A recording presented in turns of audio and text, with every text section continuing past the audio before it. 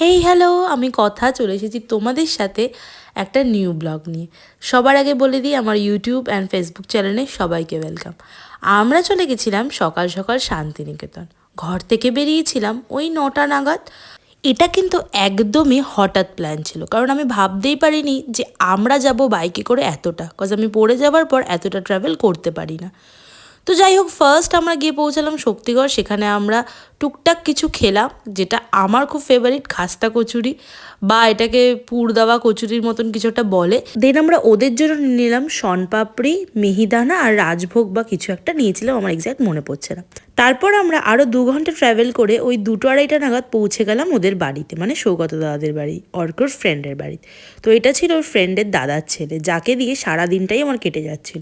দেন আমরা খাওয়া দাওয়া করে ঘুম থেকে উঠে বিকালবেলা চলে গেলাম পৌষ মেলায়, শান্তিনিকেতন ডে 1, যেখানে পৌষ মেলার ফার্স্ট ডেতে আমরা গেছিলাম। এটা কিন্তু আমার ফার্স্ট টাইম পৌষ মেলায় যাওয়া, যেখানে আমি দেখেছিলাম এত কিছু স্টল, মাছের জাল থেকে শুরু করে কার্পেট, ব্যাগ, খাওয়ার দাওয়ার, তারপরে ছিল নানান রকমের ব্র্যান্ডেড স্টল, যেগুলো আমাদের মেলায় আমরা কখনোই দেখি না। এইটাও আমি দেখেছিলাম ফার্স্ট টাইম এরকমভাবে। এটাকে বলছিল স্মোকি টি। তো তারপরে আমরা দেখলাম হলো এত কিছু খাওয়ার দাওয়ার, যেখানে আমি একটা কিছুও খাইনি, কারণ অবেলায় খেয়েছিলাম বলে পেটটা অনেক ভরা ছিল। দেন দেখলাম এখানে তুর্কিশ আইসক্রিম, যেখানে এরকম চলছিল তার ভিড়টা, আমি জানি না তোমরা দেখতে পাচ্ছ কি না, বাট কিছু মাথা হয়তো দেখতে পারবে যে এত ভিড় করে লোকে ওই ওই তুর্কিশ আইসক্রিমের ওইগুলো দেখছিল। দেন মথুরা কেক, যেটা অর্কর বিশাল বিশাল প্রিয়, মেলায় গেলে মথুরা কেক খাবেই। তারপর দেখলাম আমি খেয়ে বেশ ভালোই লাগছে, আমিও একটা নিয়ে নিলাম।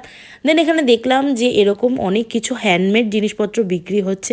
আমাদের না এবার অনেক কিছু আনার ইচ্ছা ছিল, মানে অনেক কিছু, যা হয় আর কি, আমরা মেয়েরা যা দেখি তাই তো কিনতে ইচ্ছা করে। বাট শান্তিনিকেতনের এত সুন্দর সুন্দর জিনিসগুলো না আমার খুব কেনার ইচ্ছা ছিল, কিন্তু কি করব বলো, বাইক নিয়ে গেছি, বাইকে ট্রাভেল করলে তো এত কিছু আনা যায় না। এগুলো যেমন খুব ইম্পর্ট্যান্ট একটা জিনিস ছিল, আমাদের আনার মধ্যে ছিল, বাট আমরা আনতে পারিনি ওই বাইকের সমস্যার জন্য। তোমরা কারা কারা বাইকে যাও বলো তো? আর বাইকে গেলে এত সুন্দরভাবে জিনিসপত্র কি আনা যায়, আমাকে একটু কমেন্ট বক্সে জানিও তো। দেন একটা দোকানে দেখলাম ক্রশিয়া, এটা 1800 টাকা সেট বলেছিল। আমার তো ছেড়ে আসতেই ইচ্ছা করছিল না, এত সুন্দর সুন্দর ক্রশিয়ার জামা কাপড় পাওয়া যাচ্ছিল, খুব সুন্দরভাবে বানানো, বাচ্চা থেকে বড় সবার ছিল। দেন আমরা একটু গ্রিন টি খেয়ে সেখান থেকে বেরিয়ে গেলাম জুয়েলারি দেখতে। তো জুয়েলারির মধ্যে এটা আমার বেশ পছন্দ হয়েছিল, বাট আমি একটু চিন্তিত ছিলাম যে নেব কি নেব না, কারণ জানি না কেমন লাগবে। তারপরে এরকম দুর্গা ঠাকুরের মূর্তি দেখে তারপরে চোখে পড়লো আমাদের এই ফুল গাছ, যেটা না নিলেই নয়। অর্ক জোর জাবস্তি 4 থেকে 5টা ফুল গাছ কিনলো। কেনার পর আমরা ফেরার পথে চোখে পড়লো আমাদের মোমো। আর এই মোমোর দোকানটা কিন্তু খুব ফেমাস শান্তিনিকেতনে।